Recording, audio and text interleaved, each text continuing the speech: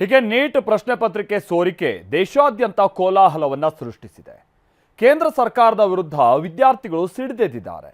ರಾಹುಲ್ ಗಾಂಧಿ, ಸ್ಟಾಲಿನ್ ಕೂಡ ಕೇಂದ್ರ ಸರ್ಕಾರದ ವಿರುದ್ಧ ಹರಿಹಾಯ್ತಾ ಇದ್ದಾರೆ. ಇನ್ನು ಕಾಂಗ್ರೆಸ್ ಹಾಗೆ ಬಿಜೆಪಿ ನಡುವೆ ಇದೇ ವಿಚಾರವಾಗಿ ರಾಜಕೀಯ ಜಟಾಪಟಿ ಕೂಡ ಶುರುವಾಗಿದೆ.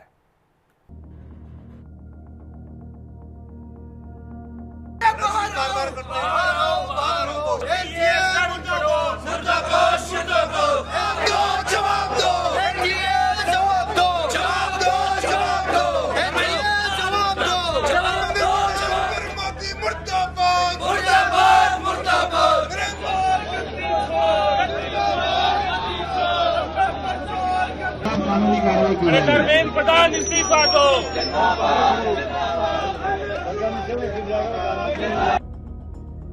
ಆಕ್ರೋಶ, ರೋಷಾಗ್ನಿ. ವಿದ್ಯಾರ್ಥಿಗಳು ಕೇಂದ್ರ ಸರ್ಕಾರದ ವಿರುದ್ಧ ಸಿಡಿದೆದ್ದಿದ್ದಾರೆ. ಪೊಲೀಸರ ಬ್ಯಾರಿಕೇಡ್ಗಳನ್ನು ಏರಿ ಘೋಷಣೆ ಕೂಗಿದ್ದಾರೆ. ಯುವ ಜನರನ್ನ ನಿಯಂತ್ರಿಸಲು ಭದ್ರತಾ ಪಡೆಗಳೇ ಕಂಗಾಲಾಗಿವೆ. ಇವೆಲ್ಲ ನೀಟ್ ಪರೀಕ್ಷೆ ಪ್ರಶ್ನೆ ಪತ್ರಿಕೆ ಲೀಕ್ ಸೃಷ್ಟಿಸಿರುವ ಅವಾಂತರಗಳು.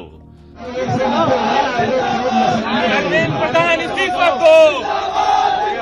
धर्मेंद्र प्रधान इस्तीफा दो।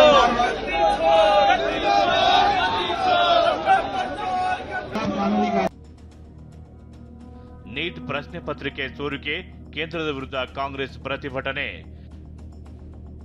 ಮೇ 3ರಂದು ನಡೆದಿದ್ದ ಪ್ರಶ್ನೆ ಪತ್ರಿಕೆ ಸೋರಿಕೆ ಆರೋಪದಲ್ಲಿ ನೀಟ್ ಪರೀಕ್ಷೆಯನ್ನೇ ಎನ್ಟಿಎ ರದ್ದು ಮಾಡಿದೆ. ಈ ಸುದ್ದಿ ಕಾಡ್ಗಿಚ್ಚಿನಂತೆ ಹರಡಿತು.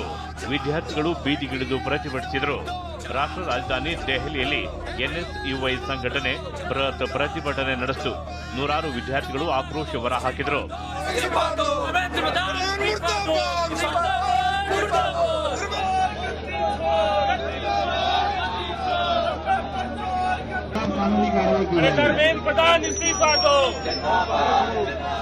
ದೆಹಲಿಯ ಎನ್ಟಿಎ ಕಚೇರಿ ಬಳಿ ಎನ್ಎಸ್ಯುಐ ಪ್ರತಿಭಟನೆ ನಡೆಸಿತು. ಕೇಂದ್ರ ಸರ್ಕಾರವೇ ಪೇಪರ್ ಲೀಕ್ನ ದೋಷಿ ಎಂದು ವಿದ್ಯಾರ್ಥಿಗಳು ಕೆಂಡ ಕಾರಿದರು. इस तरीके से अगर पेपर लीक होते रहेंगे, मोदी सरकार और एनटीए पेपर कराने में कामयाब नहीं है. सरकार की कार्यशैली पर यह बड़ा सवाल है और हम लोगों को ये अंदेशा भी है कि इसमें सरकार और प्रशासन के कुछ लोग मिले हुए हैं और उनकी मिली भगत से जो है ये पेपर लीक हुआ है. ಪರೀಕ್ಷೆ ರದ್ದಾಗಿರುವುದಕ್ಕೆ ವಿದ್ಯಾರ್ಥಿಗಳು ಕೂಡ ಆಕ್ರೋಶ ವ್ಯಕ್ತಪಡಿಸಿದ್ದಾರೆ.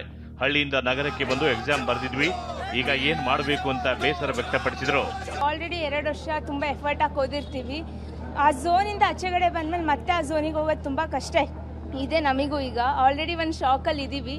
ಮತ್ತೆ ಆ ಶಾಕ್ ಇಂದ ಆಚೆಗೆ ಬಂದು ಮತ್ತೆ ಬುಕ್ಸ್ ಎಲ್ಲ ಇಟ್ಕೊಂಡು ಓದಬೇಕಾಗಿದೆ. ಅವ್ರೇನೋ ಲೀಕ್ ಮಾಡಿದ್ರು, but it's on most damaging things for us. ಮತ್ತೆ ಕುತ್ಕೊಂಡು ಓದಬೇಕು, ಮತ್ತೆ ರೀಕಾಲ್ ಮಾಡ್ಕೊಬೇಕು. We have already come out of the phase and again we are going back to the phase. It's and difficult. ಯಾರೋ ಮಾಡಿದ ತಪ್ಪಿಗೆ we have to again do it back.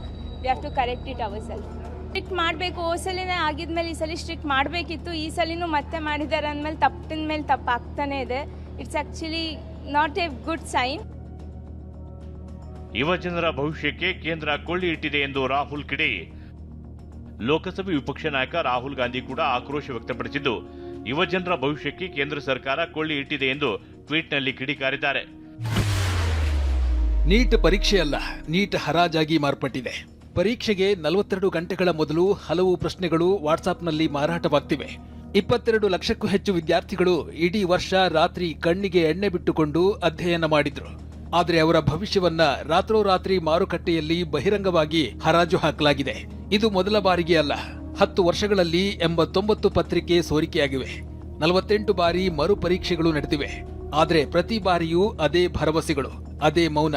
22 lakh ವಿದ್ಯಾರ್ಥಿಗಳ ನಂಬಿಕೆಗಳನ್ನ ಛಿದ್ರಗೊಳಿಸಲಾಗಿದೆ. ಭಾರತದ ಯುವಕರ ಕನಸುಗಳಿಗೆ ಮೋದಿ ಸರ್ಕಾರಕ್ಕಿಂತ ದೊಡ್ಡ ಬೆದರಿಕೆ ಇನ್ನೊಂದಿಲ್ಲ. ನಾನು ಭಾರತದ ಯುವಕರೊಂದಿಗೆ ನಿಲ್ಲುತ್ತೇನೆ. ತಮಿಳುನಾಡಿನ ಮಾಜಿ ಸಿಎಂ ಎಂಕೆ ಸ್ಟಾಲಿನ್ ಕೂಡ ಕೇಂದ್ರದ ವಿರುದ್ಧ ಕಿಡಿಕಾರಿದ್ದಾರೆ. ಹಿಂದಿನ ವ್ಯವಸ್ಥೆಗೆ ಮರಳಬೇಕು ಎಂದು ಸ್ಟಾಲಿನ್ ಆಗ್ರಹಿಸಿದ್ದಾರೆ.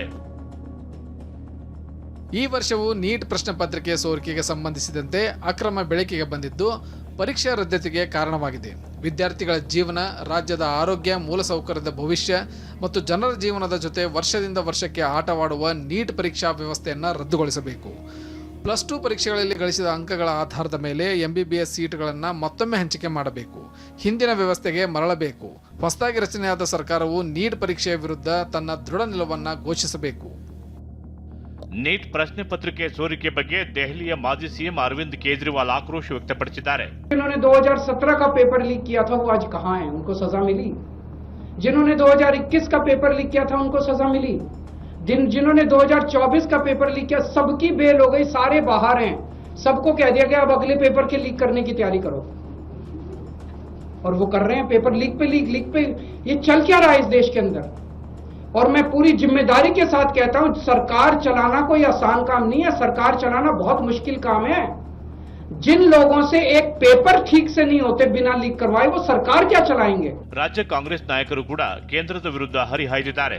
ಆ ಮಕ್ಳಿಗೆ ಕರ್ಕೊಂಬಂದ್ಬಿಟ್ಟು ಉತ್ತರ ಕೊಡಕ್ಕೆ ಅಶೋಕಿಗೆ ವಿರೋಧ ಪಕ್ಷದವ್ರು ಮಾತಾಡ್ತಾರಲ್ರಿ, ನಾವು ಶ್ರದ್ಧೆಯಿಂದ ನಮ್ಮ ಕೆಲಸವನ್ನ ಮಾಡಿ ನಮ್ಮ ಮಕ್ಕಳು ಕಷ್ಟಪಟ್ಟು ಇರೋ ವ್ಯವಸ್ಥೆನೂ ಕಮ್ಮಿ ಇದೆ, ಇಲ್ಲ ಅಂತ ಹೇಳಲ್ಲ, ಆದರೂ ಕೂಡ ಮಕ್ಕಳು ಓದಿ ರಿಸಲ್ಟ್ ಅನ್ನು ಕೊಟ್ಟಿದ್ದಾರೆ. ಈ ವಿದ್ಯಾರ್ಥಿಗಳಿಗೆ ಕಳೆದ ಬಾರಿ ಕೂಡ ತಾವು ದೊಡ್ಡ ಮಟ್ಟದಲ್ಲಿ ಚರ್ಚೆ ಆಗಿತ್ತು. ಅಶೋಕ್ ಅವ್ರಿಗೆ ಹೋಗಿ ಹೇಳ್ರಿ, ನಾ ಹೇಳ್ತೀನಿ ಅವ್ರ ಅವ್ಯವಸ್ಥೆಯಿಂದ ಅವ್ರ ಹೊಲ್ಸ್ ಅಡ್ಮಿನಿಸ್ಟ್ರೇಷನ್ ಇಲ್ಲಿ ಹಿಂಗೆ ಮಕ್ಕಳಿಗೆ ಅನ್ಯಾಯ ಆಗ್ತಾ ಇದೆ. ಇನ್ನೇನು ಹೇಳಕ್ಕಾಗತ್ತೆ? ತಮಟೆ ಹೊಡೆದು ದೀಪ ಹಚ್ಚೋರಿಗೆ ಇನ್ನೇನ್ರಿ ಮಾತಾಡ್ತೀರಿ? ಬಿಜೆಪಿ ಆಡಳಿತ ಇರ್ತಕ್ಕಂಥ ರಾಜಸ್ಥಾನದಲ್ಲೇ ಇವತ್ತು ಈ ರೀತಿ ಆಗ್ತಾ ಇದೆ.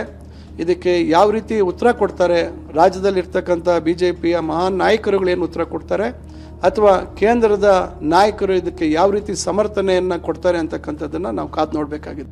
ರಾಜ್ಯ ಕಾಂಗ್ರೆಸ್ ಆರೋಪಕ್ಕೆ ಜೆಡಿಎಸ್ ಬಿಜೆಪಿ ನಾಯಕರು ತಿರುಗೇಟು ನೀಡಿದ್ದಾರೆ. ಹೌದು, ಒಂದೊಂದು ಬಾರಿ ಯಾರೋ ಮಾಡೋದು ತಪ್ಪಿಗೆ ಸಂಪೂರ್ಣವಾಗಿ ತಪ್ಪನ್ನು ಸರ್ಕಾರದ ಮೇಲೆ ವಹಿಸ್ಲಿಕ್ಕೆ ಆಗೋದಿಲ್ಲ. ನಮ್ಮ ರಾಜ್ಯದಲ್ಲಿ ಹಲವಾರು ಬಾರಿ ಈ ರೀತಿಯ ಸಮಸ್ಯೆಗಳು ಉದ್ಭವ ಆಗಿರತಕ್ಕಂಥದ್ದು ಇವ್ರ ಸರ್ಕಾರದಲ್ಲೂ ನಡೆದಿರತಕ್ಕಂಥದ್ದು ಇದೆ. ಅದರಿಂದ ಇವ್ರಿಗೆ ಯಾವ ನೈತಿಕತೆ ಇದೆ ಚರ್ಚೆ ಮಾಡಲಿಕ್ಕೆ ಅನ್ನೋದು ಕೇಳಲಿಕ್ಕೆ ಬಯಸ್ತಾರೆ. ಈ ಲೀಕನ್ನು ಮಾಡಲಿಕ್ಕೆ ಕಾರಣಕರ್ತಿದ್ದಾರೆ, ಅದ್ರ ವಿರುದ್ಧವಾಗಿ CBI ತನಿಖೆಯನ್ನು ಆಜ್ಞೆ ಮಾಡಿದ್ದಾರೆ. ಆ ತನಿಖೆಯಾಗಿ ಅವರು ಸಂಬಂಧಪಟ್ಟ ವ್ಯಕ್ತಿಗಳನ್ನು ಬಂಧಿಸುವಂಥದ್ದು, ಕ್ರಮ ವಹಿಸುವಂಥದ್ದನ್ನು ಮಾಡಿ ಈ ಪಾರದರ್ಶಕತೆ NTA ಏಜೆನ್ಸಿ ಕಂಡಕ್ಟ್ ಮಾಡ್ತಿರುವಂಥ ನೀಟ್ ಎಕ್ಸಾಮಿನ ಪಾರದರ್ಶಕತೆ, ಅಕೌಂಟಬಿಲಿಟಿ ಮತ್ತು ಮೆರಿಟು ಯಾವತ್ತೂ ಏನು ಕಾಂಪ್ರಮೈಸ್ ಆಗದೇನೆ ವಿದ್ಯಾರ್ಥಿಗಳಿಗೆ ಅನಾನುಕೂಲತೆ ಆಗಿದೆ. ನೀಟ್ ಪರೀಕ್ಷೆ ಪ್ರಶ್ನೆ ಪತ್ರಿಕೆ ಸೋರಿಕೆ ಮರು ಪರೀಕ್ಷೆ ವಿಚಾರ ರಾಜಕೀಯ ಜಟಾಪಟಿ ಸೃಷ್ಟಿಸಿದೆ. ಮುಂದೆ ಮತ್ಯಾವ ಹಂತಕ್ಕೆ ತಲುಪುತ್ತೆ ಅನ್ನೋದನ್ನ ಕಾದು ನೋಡಬೇಕು. Bureau report TV9